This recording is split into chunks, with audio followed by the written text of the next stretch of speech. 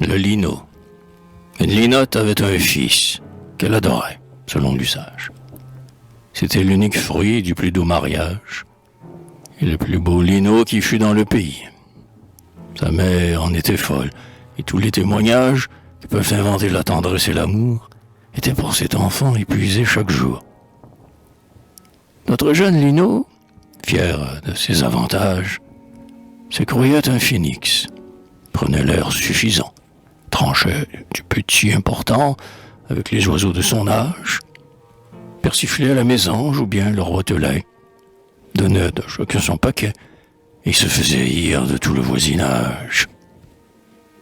Sa mère lui disait « Mon cher fils, sois plus sage, plus modeste surtout. » Hélas, je conçois bien les dons, les qualités qui furent en partage, mais feignons de n'en savoir rien, pour qu'on les aime davantage. À tout cela, notre Lino répondait par quelques bons mots. Sa mère en gémissait dans le fond de son âme. Un vieux Merle, ami de la dame, lui dit « Laissez aller votre fils au grand bois.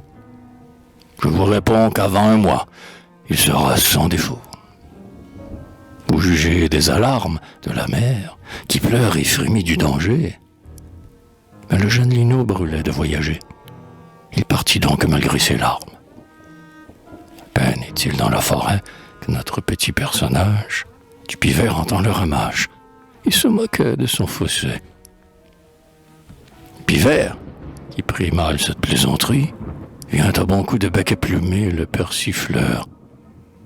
Et 2 jours après, une pie le dégoûte à jamais du métier de railleur. Il lui restait encore la vanité secrète de se croire excellent chanteur, le rossignol et la fauvette le guérirent de son erreur.